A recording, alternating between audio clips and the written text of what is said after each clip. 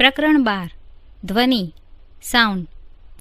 આપણે રોજિંદા જીવનમાં જુદા જુદા સ્ત્રોતો જેવા કે માનવો, પક્ષીઓ, ઘંટડીઓ, મશીનો, વાહનો, ટેલિવિઝન, રેડિયો વગેરેનો ધ્વનિ સાંભળીએ છીએ. ધ્વનિ ઉર્જાનું એક સ્વરૂપ છે જે આપણા કાનમાં શ્રવણની સંવેદના ઉત્પન્ન કરે છે.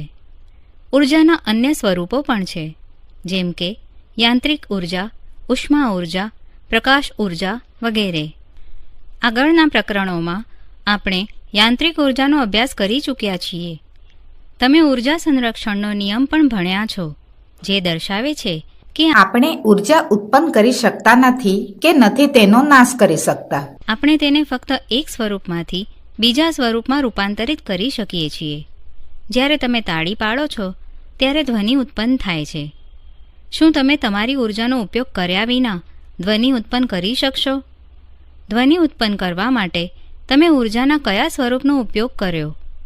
આ પ્રકરણમાં આપણે શીખીશું કે ધ્વનિ કેવી રીતે ઉત્પન્ન થાય છે તથા કેવી રીતે કોઈ માધ્યમમાં તે પ્રસરણ પામી આપણા કાન દ્વારા ગ્રહણ કરાય છે. ધ્વનિનું ઉત્પાદન, પ્રોડક્શન ઓફ સાઉન્ડ. પ્રવૃત્તિ 1. એક ધ્વનિ ચીપિયો લઈ તેને રબરના પેડ પર અથડાવી કંપન કરાવો. તેને તમારા કાનની નજીક લાવો. શું તમે કોઈ ધ્વનિ સાંભળી શકો છો? કંપિત ધ્વનિ ચીપિયાની એક ભુજાને તમારી આંગળી વડે સ્પર્શ કરો અને તમને થતો અનુભવ તમારા મિત્રો સાથે ચર્ચો. હવે એક આધાર પરથી ટેબલ ટેનિસ બોલ કે નાના પ્લાસ્ટિકના બોલને દોરી વડે લટકાવો. એક મોટી સોય અને દોરી લો. દોરાના એક છેડે ગાંઠ મારો અને સોયની મદદથી બોલને દોરીમાં પરોવો. કંપિત ધ્વનિ ચીપિયાને હળવેથી બોલના સંપર્કમાં લાવો. અવલોકન કરો કે શું થાય છે અને તેની ચર્ચા તમારા મિત્રો સાથે કરો. પ્રવૃત્તિ 2. એક બીકર અથવા ગ્લાસમાં ઉપરની કિનારી સુધી પાણી ભરો. કંપિત ધ્વનિ ચીપિયાની એક ભુજાને આકૃતિમાં દર્શાવ્યા અનુસાર પાણીની સપાટી સાથે સ્પર્શ કરાવો. હવે આકૃતિમાં દર્શાવ્યા અનુસાર કંપિત ધ્વનિ ચીપિયાની બંને ભુજાઓને પાણીમાં ડૂબાડો. બંને અવસ્થાઓમાં શું થાય છે તેનું અવલોકન કરો. તમારા મિત્રો સાથે વિચાર વિમર્શ કરો કે આવું કેમ થાય છે. ઉપરની પ્રવૃત્તિઓ દ્વારા તમે શું નિષ્કર્ષ તારવો છો? શું તમે કંપિત વસ્તુ સિવાય ધ્વનિ ઉત્પન્ન કરી શકો છો? અત્યાર સુધી વર્ણવેલ પ્રવૃત્તિઓમાં આપણે કંપિત ધ્વનિ ચીપિયામાં આઘાત દ્વારા ધ્વનિ ઉત્પન્ન કર્યો. આપણે જુદી જુદી વસ્તુઓમાં ઘર્ષણ દ્વારા, ખોતરવાથી એટલે કે સ્ક્રેચ, ઘસવાથી, હવા ફૂંકીને અથવા તેને હલાવીને ધ્વનિ ઉત્પન્ન કરી શકીએ છીએ. આ પ્રવૃત્તિઓમાં આપણે શું કરીએ છીએ? આપણે વસ્તુઓને કંપિત કરીએ છીએ અને ધ્વનિ ઉત્પન્ન કરીએ છીએ. કંપનનો અર્થ એ થાય છે કે વસ્તુની ઝડપથી વારંવાર આમ તેમ કે આગળ પાછળ ગતિ. મનુષ્યમાં ધ્વનિ તેના વાક્તંતુઓના કંપનના કારણે ઉત્પન્ન થાય છે. જ્યારે કોઈ પક્ષી પોતાની પાંખો ફફડાવે ત્યારે શું તમે કોઈ ધ્વનિ સાંભળો છો? શું તમે જાણો છો કે માખી ગણગણાટનો ધ્વનિ કેવી રીતે ઉત્પન્ન કરે છે?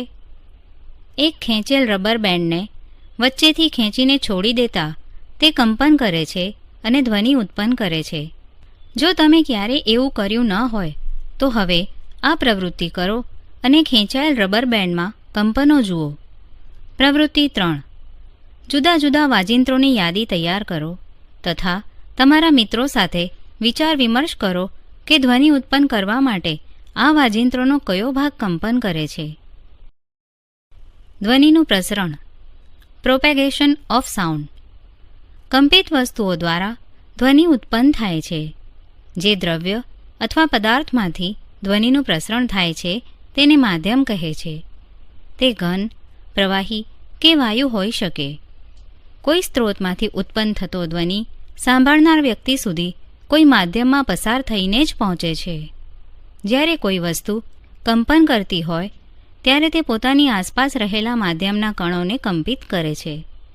આ કણ કંપિત વસ્તુથી આપણા કાન સુધી જાતે ગતિ કરીને પહોંચતો નથી.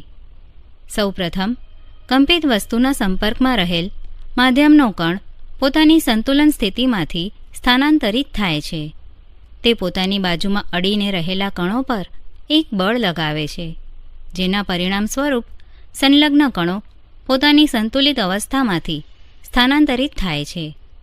નજીકના કણનું સ્થાનાંતર થયા બાદ પ્રથમ કણ પોતાની મૂળ સ્થિતિમાં પાછો આવે છે. માધ્યમમાં આ પ્રક્રિયા ત્યાં સુધી ચાલતી રહે છે જ્યાં સુધી ધ્વનિ આપણા કાન સુધી ન પહોંચે. માધ્યમમાં ધ્વનિ દ્વારા ઉત્પન્ન થયેલો વિક્ષોભ આગળ પ્રસરણ પામે છે, નહીં કે માધ્યમનો કણ.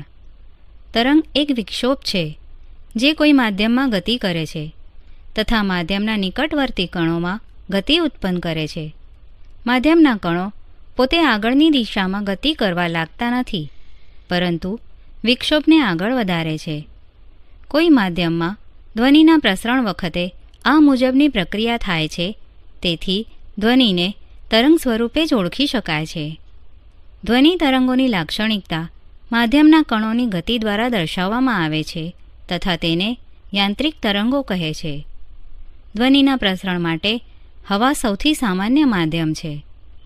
જ્યારે કોઈ કંપિત વસ્તુ આગળની તરફ કંપન કરે છે ત્યારે પોતાની સામેની હવાને ધક્કો મારી સંકોચન ઉત્પન્ન કરે છે અને આ રીતે એક ઉચ્ચ દબાણનું ક્ષેત્ર ઉત્પન્ન થાય છે. આ ક્ષેત્રને સંગનન એટલે કે સી કહે છે. આ સંગનન કંપિત વસ્તુથી દૂર તરફ ગતિ શરૂ કરે છે. જ્યારે કંપિત વસ્તુ પાછળની તરફ કંપન કરે ત્યારે નીચા દબાણનું ક્ષેત્ર ઉત્પન્ન થાય છે, જેને વિગનન એટલે કે આર કહે છે. જ્યારે વસ્તુ કંપન કરતી હોય એટલે કે આગળ અને પાછળ ખૂબ જ ઝડપથી ગતિ કરતી હોય ત્યારે હવામાં સંગનન અને વિગનનની એક શ્રેણી રચાય છે. આ સંગનન અને વિગનન ધ્વનિ તરંગનું નિર્માણ કરે છે, જે માધ્યમમાં પ્રસરણ પામે છે. સંગનન ઉચ્ચ દબાણનું ક્ષેત્ર છે, જ્યારે વિગનન નિમ્ન દબાણનું ક્ષેત્ર છે. દબાણ માધ્યમના આપેલ કદમાં રહેલા કણોની સંખ્યા પર આધારિત હોય છે. કોઈ માધ્યમમાં કણોની વધારે ઘનતા વધારે દબાણ અને ઓછી ઘનતા ઓછું દબાણ દર્શાવે છે. આમ ધ્વનિનું પ્રસરણ માધ્યમમાં ઘનતા સ્પંદન અથવા દબાણ સ્પંદન સ્વરૂપે પણ જોઈ શકાય. ધ્વનિ પ્રસરણ માટે માધ્યમની આવશ્યકતા હોય છે. Sound need a medium to travel. ધ્વનિ એક યાંત્રિક તરંગ છે અને પ્રસરણ માટે કોઈ માધ્યમ જેમ કે હવા, પાણી, સ્ટીલ વગેરેની જરૂરિયાત હોય છે. ધ્વનિના તરંગો શૂન્યાવકાશમાંથી પસાર થઈ શકતા નથી. તે નીચેના પ્રયોગ દ્વારા દર્શાવી શકાય છે. પ્રયોગ: એક વિદ્યુત ઘંટડી અને એક કાચની હવાચુસ્ત બેલ જાર લો. વિદ્યુત ઘંટડીને બેલ જારમાં લટકાવો. બેલ જારને આકૃતિમાં દર્શાવ્યા પ્રમાણે એક હવા શોષક પંપ સાથે જોડો. જો તમે સ્વિચ દબાવશો તો તમે ઘંટડીનો અવાજ સાંભળી શકશો. હવે હવા શોષક એટલે કે વેક્યુમ પંપને ચાલુ કરો. જ્યારે બેલ જારમાંથી વાયુ ધીરે ધીરે બહાર નીકળે છે ત્યારે ઘંટડીમાંથી વહેતો વિદ્યુત પ્રવાહ પહેલાં જેટલો હોવા છતાં તેનો અવાજ ધીમો થતો જાય છે. થોડા સમય બાદ જ્યારે બેલ જારમાં બહુ જ ઓછી હવા રહે ત્યારે ખૂબ જ ધીમો અવાજ સંભળાય છે. જો બેલ જારમાંથી બધી જ હવા કાઢી લેવામાં આવે તો શું થશે? શું આ સ્થિતિમાં પણ તમે ઘંટડીનો અવાજ સાંભળી શકશો? ધ્વનિ તરંગો સંગત તરંગો છે. Sound waves are longitudinal waves. પ્રવૃત્તિ 4. એક સ્લિંકી એટલે કે લાંબી સ્પ્રિંગ લો. તેનો એક છેડો તમારા મિત્રને પકડવાનું કહો અને બીજો છેડો તમે પકડો. હવે આ લાંબી સ્પ્રિંગને આકૃતિમાં દર્શાવ્યા પ્રમાણે ખેંચો. હવે તેને તમારા મિત્ર તરફ અચાનક ધક્કો આપો. તમે શું જુઓ છો? જો તમે તમારા હાથથી સ્લિંકીને સતત આગળ પાછળ એક પછી એક ધક્કો મારતા તથા ખેંચતા રહેશો તો તમે શું જોશો? જો તમે સ્લિંકી પર એક ચિહ્ન લગાવી દો તો તમે જોશો કે સ્લિંકી પર લગાડેલ ચિહ્ન વિક્ષોભના પ્રસરણની દિશાને સમાંતર આગળ પાછળ ગતિ કરે છે. એવા વિસ્તારો કે જ્યાં સ્લિંકીના આંટાઓ પાસે આવી જાય છે તેને સંગનન એટલે કે સી તથા જે વિસ્તારોમાં સ્લિંકીના આંટાઓ દૂર દૂર ગોઠવાય છે તેને વિઘનન એટલે કે આર કહે છે. આપણે જાણીએ છીએ કે કોઈ માધ્યમમાં ધ્વનિ સંઘનન અને વિઘનન સ્વરૂપે પ્રસરણ પામે છે. હવે આપણે સ્લિંકીમાં વિક્ષોભના પ્રસરણની કોઈ માધ્યમમાં વિક્ષોભના સંચરણ સાથે તુલના કરીએ. આ તરંગોને સંગત તરંગો કહે છે. આ તરંગોમાં માધ્યમના કણોનું સ્થાનાંતર સંચરણની દિશાને સમાંતર થાય છે. કણ એક સ્થાનથી બીજા સ્થાન સુધી ગતિ નથી કરતા, પરંતુ પોતાના સમતોલન સ્થાનની આસપાસ આગળ પાછળ દોલન કરે છે. ધ્વનિ તરંગો પણ આ જ રીતે સંચરણ પામે છે. તેથી ધ્વનિ તરંગોને સંગત તરંગો કહે છે. તરંગનો એક બીજો પણ પ્રકાર છે, જેને લંબગત તરંગ કહે છે. લંબગત તરંગમાં કણો તરંગના પ્રસરણની દિશામાં દોલનો કરતા નથી, પરંતુ જેમ તરંગનું પ્રસરણ થાય છે તેમ તેઓ પોતાના મધ્યમાન સ્થાનની આસપાસ ઉપર અને નીચે તરફ ગતિ કરે છે. આ પ્રકારના તરંગોને લંબગત તરંગ કહે છે. આમ લંબગત તરંગો એવા તરંગો છે કે જેમાં માધ્યમના કણ સ્વતંત્ર રીતે પોતાના મધ્યમાન સ્થાન પર તરંગના પ્રસરણની દિશાને લંબરૂપે ગતિ કરતા હોય. પ્રકાશ લંબગત તરંગ છે, પરંતુ પ્રકાશના દોલનો માધ્યમના કણો અથવા તેના દબાણ કે તેની ઘનતાને લીધે નથી થતા. પ્રકાશના તરંગો યાંત્રિક તરંગો નથી. તમે લંબગત તરંગો વિશે વધારે માહિતી આગળના ધોરણોમાં મેળવશો. ધ્વનિ તરંગોના ગુણધર્મો, characteristics of a sound wave. આપણે કોઈ ધ્વનિ તરંગને તેની આવૃત્તિ, કંપવિસ્તાર અને ઝડપ વડે વર્ણવી શકીએ છીએ. ધ્વનિ તરંગોને આલેખ સ્વરૂપે જે દર્શાવે છે કે જ્યારે ધ્વનિ તરંગ કોઈ માધ્યમમાં ગતિ કરે છે ત્યારે સમય સાથે ઘનતા અને દબાણમાં કેવા પરિવર્તનો થાય છે. કોઈ નિશ્ચિત સમય પર માધ્યમની ઘનતા તથા દબાણ તેમના સરેરાશ મૂલ્યથી ઉપર તથા નીચે અંતરની સાથે બદલાય છે. દર્શાવે છે કે જ્યારે ધ્વનિ તરંગ માધ્યમમાં પ્રસરણ પામે ત્યારે ઘનતા તથા દબાણમાં કેવા ફેરફારો થાય છે.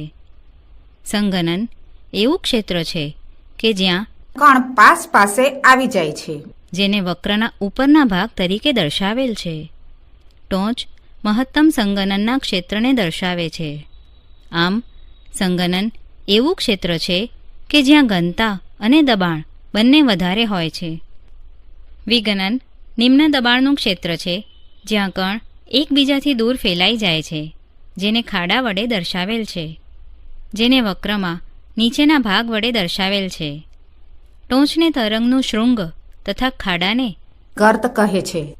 બે ક્રમિક સંઘનનો એટલે કે સી અથવા બે ક્રમિક વિઘનનો એટલે કે આર વચ્ચેના અંતરને તરંગ લંબાઈ કહે છે.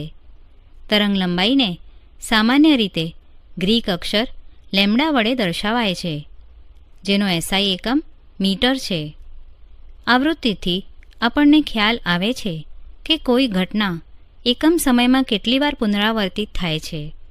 માની લો કે તમે કોઈ ઢોલને ટીપી ટીપીને વગાડો છો. તમે ઢોલને 1 સેકન્ડમાં જેટલી વાર ટીપશો તે તમારા દ્વારા ઢોલને વગાડવાની આવૃત્તિ છે. આપણે જાણીએ છીએ કે જ્યારે ધ્વનિ કોઈ માધ્યમમાં પ્રસરણ પામે છે ત્યારે માધ્યમની ઘનતા કોઈ મહત્તમ તથા લઘુત્તમ મૂલ્યોની વચ્ચે બદલાય છે. ઘનતા અધિકતમ મૂલ્યથી લઘુત્તમ મૂલ્ય સુધી જઈ ફરી અધિકતમ મૂલ્ય સુધી પહોંચે ત્યારે એક દોલન પૂરું થાય છે. એકમ સમયમાં થતા દોલનોની કુલ સંખ્યાને ધ્વનિ તરંગની આવૃત્તિ કહે છે. જો આપણે એકમ સમયમાં આપણી પાસેથી પસાર થતા સંઘનનો અથવા વિઘનનોની સંખ્યા જાણીએ તો આપણે ધ્વનિ તરંગની આવૃત્તિ મળે છે, જેને સામાન્ય રીતે ગ્રીક અક્ષર ન્યૂથી દર્શાવાય છે. તેનો એસઆઈ એકમ હર્ટ્ઝ છે. સંજ્ઞા HZ છે. બે ક્રમિક સંઘનનો કે બે ક્રમિક વિઘનનોની કોઈ નિશ્ચિત બિંદુ પાસેથી પસાર થવા માટે લાગતા સમયને તરંગનો આવર્તકાળ કહે છે. તમે કહી શકો કે માધ્યમની ઘનતાના એક સંપૂર્ણ દોલન માટે લીધેલ સમયને ધ્વનિ તરંગનો આવર્તકાળ કહે છે. તેને ટી સંજ્ઞાથી દર્શાવાય છે. તેનો એસઆઈ એકમ સેકન્ડ છે. આવૃત્તિ તથા આવર્તકાળ વચ્ચેનો સંબંધ નીચે પ્રમાણે દર્શાવાય છે. New = 1/T. કોઈ ઓર્કેસ્ટ્રામાં વાયોલિન તથા વાંસળી એકસાથે વગાડવામાં આવે, બંને ધ્વનિ એક જ માધ્યમમાં ગતિ કરી આપણા કાન સુધી સમાન સમયમાં પહોંચે છે. સ્ત્રોતને ધ્યાનમાં લીધા સિવાય ઉત્પન્ન થતો ધ્વનિ સમાન વેગથી ગતિ કરે છે, પરંતુ જે ધ્વનિઓ આપણે સાંભળીએ છીએ તે જુદા જુદા છે. આનું કારણ ધ્વનિ સાથે સંકળાયેલા જુદા જુદા ગુણધર્મો છે. પીચ આ પૈકીનો એક ગુણધર્મ છે. કોઈ ઉત્સર્જિત ધ્વનિની આવૃત્તિનું આપણું મસ્તિષ્ક કેવું અર્થઘટન કરે છે તેને પીચ કહે છે. કોઈ સ્ત્રોતમાં કંપન જેટલી ઝડપથી થાય છે તેની આવૃત્તિ તેટલી જ વધારે હોય છે તથા તેની પીચ પણ વધારે હોય છે. તેવી જ રીતે જે ધ્વનિની પીચ ઓછી હોય તેની આવૃત્તિ પણ ઓછી હોય છે. આકૃતિમાં દર્શાવેલ છે. આમ ઊંચી પીચવાળા ધ્વનિ માધ્યમના કોઈ સ્થિર બિંદુ પાસેથી એકમ સમયમાં પસાર થતા વધુ સંખ્યાના સંગનન તથા વિગનન સાથે સંબંધિત છે. વિવિધ આકાર તથા અવસ્થાઓ ધરાવતી વસ્તુઓ જુદી જુદી આવૃત્તિઓ સાથે કંપન કરે છે તથા જુદી જુદી પીચ ધરાવતો ધ્વનિ ઉત્પન્ન કરે છે. કોઈ માધ્યમમાં પ્રારંભિક અવસ્થાની કોઈ એક બાજુ રહેલા મહત્તમ વિક્ષોભના સરેરાશ મૂલ્યને તરંગનો કંપ વિસ્તાર કહે છે. તેને સામાન્ય રીતે એ સંજ્ઞા વડે દર્શાવાય છે. ધ્વનિ માટે તેનો એકમ દબાણ અથવા ઘનતાનો એકમ હોય છે. ધ્વનિની પ્રબળતા અથવા મૃદુતા તેના કંપ વિસ્તારથી જાણી શકાય છે. જો કોઈ ટેબલ પર ધીરેથી મુક્કો મારો તો તમને એક મૃદુ ધ્વનિ સંભળાશે, કારણ કે આપણે ઓછી ઊર્જાનો ધ્વનિ તરંગ ઉત્પન્ન કરેલ છે. પરંતુ જો ટેબલ પર જોરથી મુક્કો મારવામાં આવે તો આપણને પ્રબળ ધ્વનિ સંભળાય છે. શું તમે તેનું કારણ કહી શકશો? પ્રબળ ધ્વનિ લાંબા અંતર સુધી જઈ શકે છે, કારણ કે તેની સાથે સંકળાયેલી ઊર્જા વધારે હોય છે. ધ્વનિ ઉત્પાદક સ્ત્રોતમાંથી નીકળ્યા બાદ ધ્વનિ તરંગો ફેલાઈ જાય છે.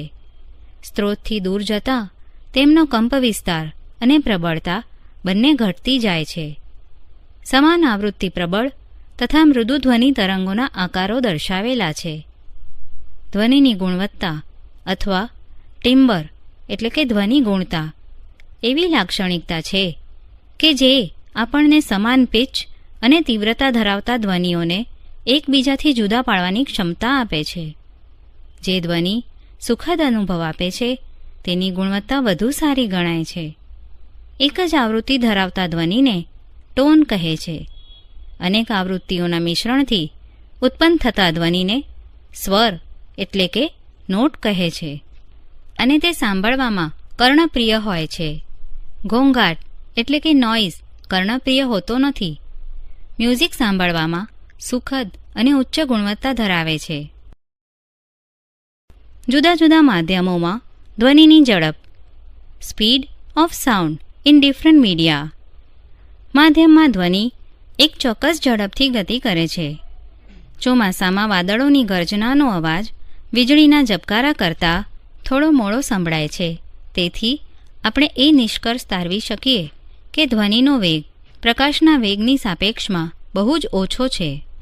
ધ્વનિનો વેગ તે જે માધ્યમમાં પ્રસરણ પામે છે તેના ગુણધર્મો પર આધાર રાખે છે. તમે આ હકીકત આગળના ધોરણોમાં શીખશો.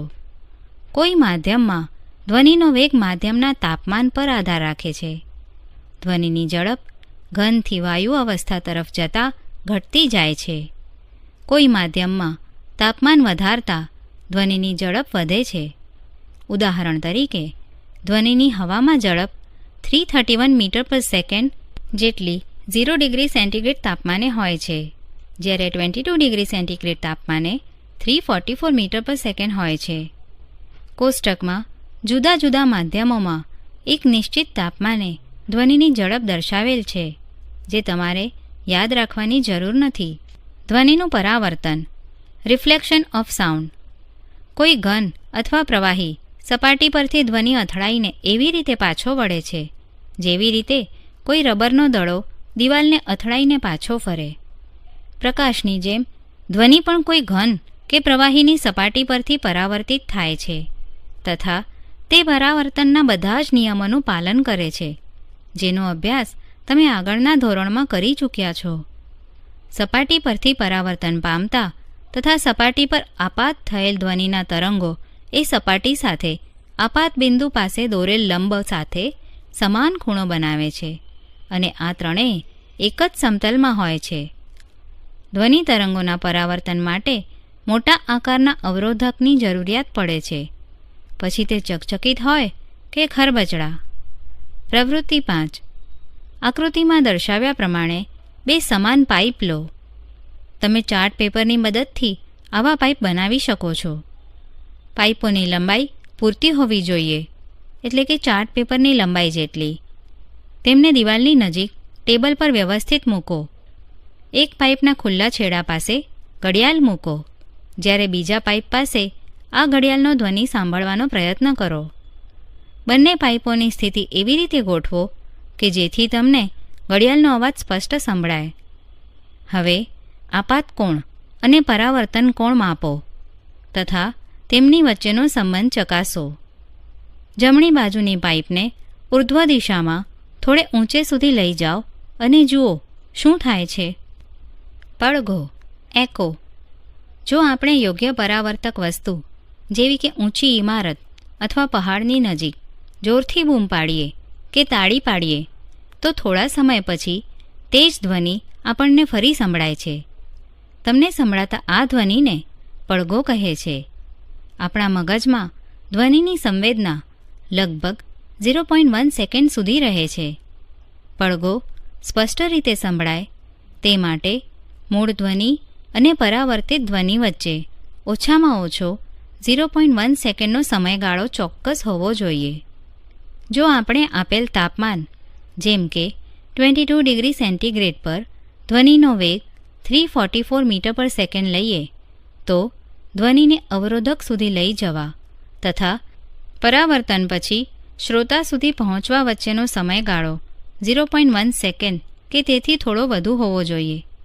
આમ શ્રોતાથી પરાવર્તક સપાટી સુધી જવા તથા પાછા આવવા માટે ધ્વનિ દ્વારા કપાયેલ કુલ અંતર ઓછામાં ઓછું 344 metre per second into 0.1 second is equal to 34.4 metre હોવું જોઈએ.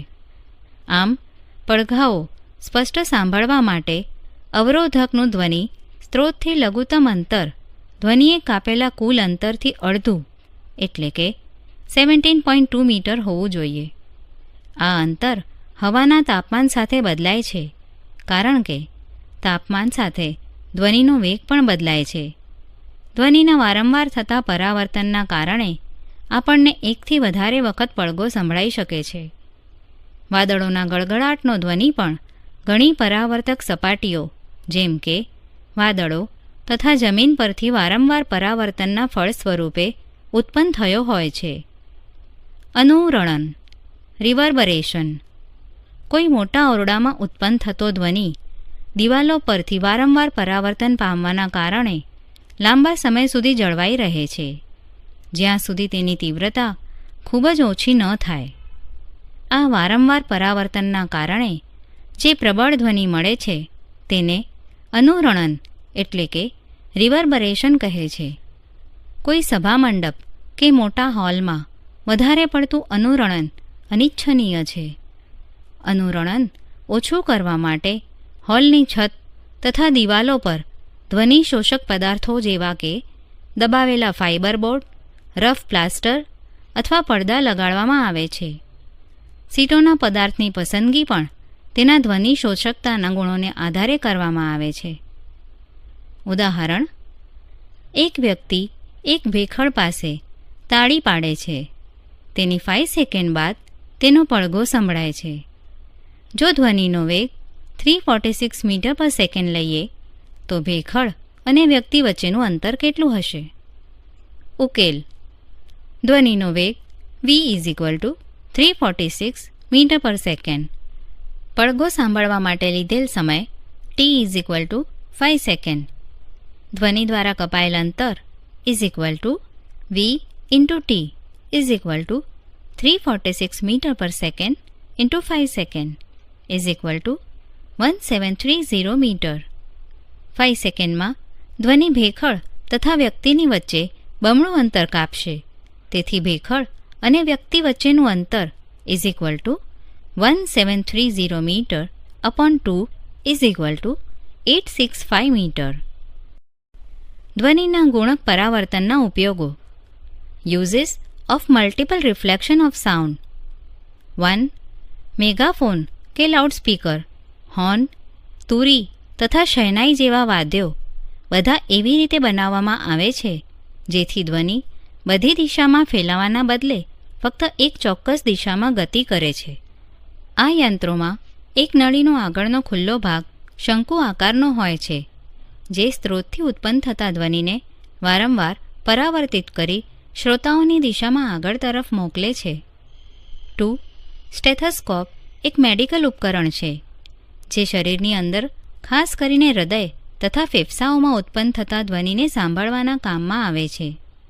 સ્ટેથોસ્કોપમાં દર્દીના હૃદયના ધબકારાનો ધ્વનિ વારંવાર પરાવર્તન પામી ડૉક્ટરના કાન સુધી પહોંચે છે. 3. કોન્સર્ટ હોલ, સંમેલન ઓરડાઓ તથા સિનેમા હોલની છત વક્રાકાર બનાવવામાં આવે છે જેથી પરાવર્તન બાદ ધ્વનિ હોલના બધા જ ભાગો સુધી પહોંચી જાય. ક્યારેક ક્યારેક વક્રાકાર ધ્વનિ બોર્ડ મંચની પાછળ રાખવામાં આવે છે જેથી ધ્વનિ આ ધ્વનિ બોર્ડથી પરાવર્તન પામી સંપૂર્ણ હોલમાં ફેલાઈ જાય. સાંભળવાનો વિસ્તાર. Range of hearing. આપણે બધી આવૃત્તિના ધ્વનિ સાંભળી શકતા નથી. મનુષ્યમાં ધ્વનિની સાંભળવાનો વિસ્તાર લગભગ 20 હર્ટ્ઝથી 20,000 hertz, where 1 hertz is equal to 1 cycle per second સુધીની હોય છે. 5 વર્ષથી ઓછી વયના બાળક તથા કેટલાક પ્રાણીઓ જેમ કે કૂતરો 25 કિલોહર્ટ્ઝ સુધીના ધ્વનિ સાંભળી શકે છે.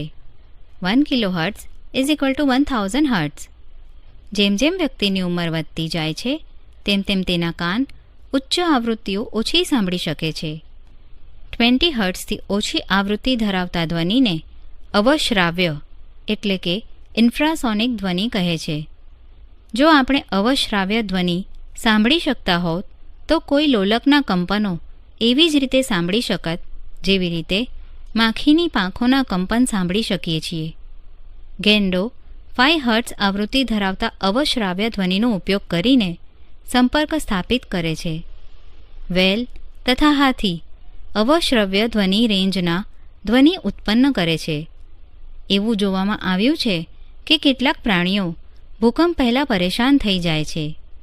ભૂકંપમાં મુખ્ય શોક તરંગ પહેલાં ઓછી આવૃત્તિવાળા અવશ્રાવ્ય ધ્વનિ ઉત્પન્ન થતા હોય છે જે કદાચ આ પ્રાણીઓને સાવધાન કરતા હશે. 20 કિલોહર્ટ્ઝથી વધારે આવૃત્તિ ધરાવતા ધ્વનિને પરાશ્રાવ્ય ધ્વનિ અથવા પરાધ્વનિ એટલે કે અલ્ટ્રાસોનિક કહે છે. ડોલ્ફિન, ચામાચીડિયું અને પોર્પોઇઝ એટલે કે વ્હેલ જેવું જ સસ્તન પ્રાણી પરાધ્વનિ ઉત્પન્ન કરે છે. કેટલીક પ્રજાતિના મોથ્સ એટલે કે ફૂદાઓની શ્રવણ શક્તિ ખૂબ જ ઊંચી હોય છે. આ ફૂદા ચામાચીડિયા દ્વારા ઉત્પન્ન થતી ઉચ્ચ આવૃત્તિના ચી ચી જેવા ધ્વનિને સાંભળી શકે છે. તેમને પોતાની આસપાસ ઉડતા ચામાચીડિયાની જાણકારી મળી જાય છે અને પોતાને પકડાઈ જતાં બચાવે છે. ઉંદર પણ પરાધ્વનિ ઉત્પન્ન કરી કેટલીક રમતો રમે છે. પરાધ્વનિની ઉપયોગિતા. અનુપ્રયોગ. Applications of ultrasound. પરાધ્વનિ ઉચ્ચ આવૃત્તિના તરંગો છે. પરાધ્વનિ અવરોધોની હાજરીમાં પણ એક નિશ્ચિત પથ પર ગતિ કરે છે. ઉદ્યોગો તથા ચિકિત્સા ક્ષેત્રમાં બહોળો ઉપયોગ થાય છે.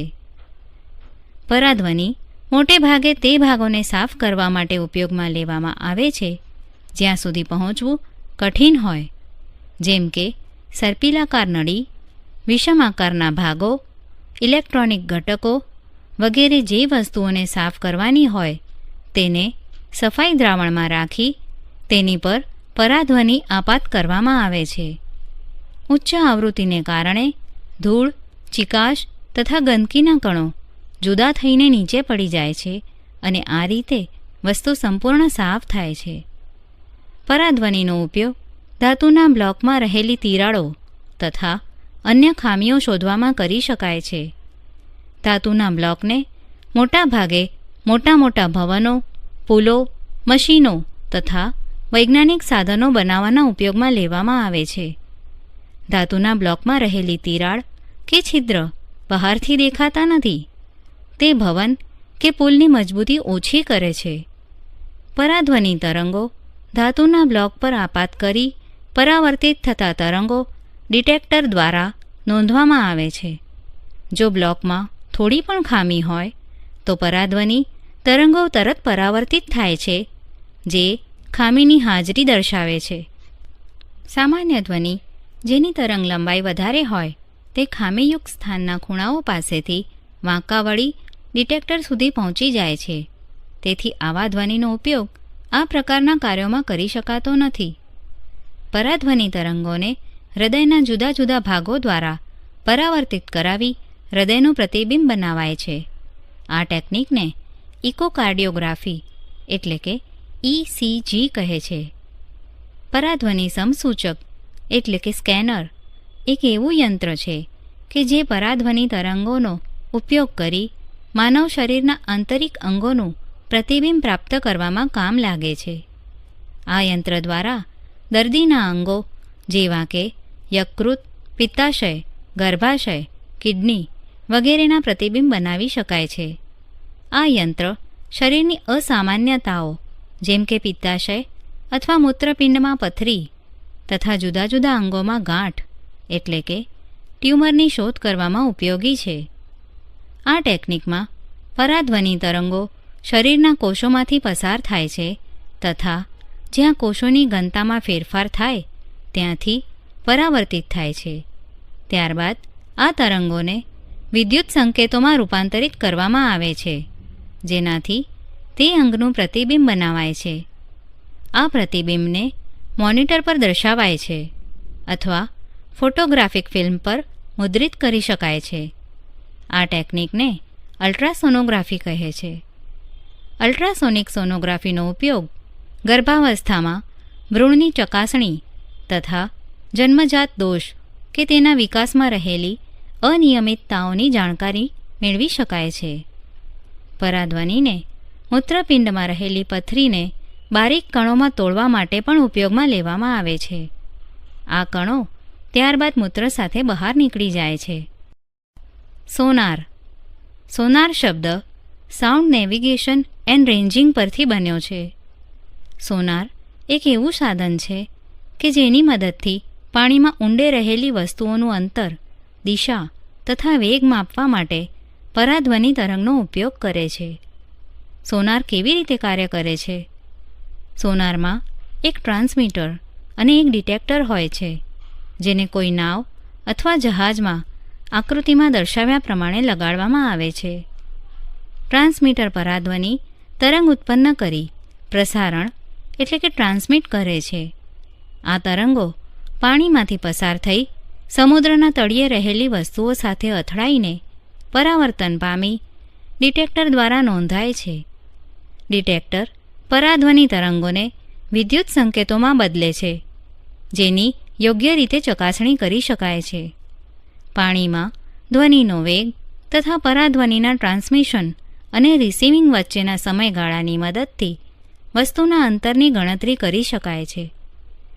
ધારો કે પરાધ્વનિ સંકેતના ટ્રાન્સમિશન અને રિસીવિંગ વચ્ચેનો સમયગાળો T છે તથા સમુદ્રના પાણીમાં ધ્વનિનો વેગ v છે. આ સ્થિતિમાં તળિયે રહેલી વસ્તુનું કુલ અંતર 2d થશે. 2d = v × t.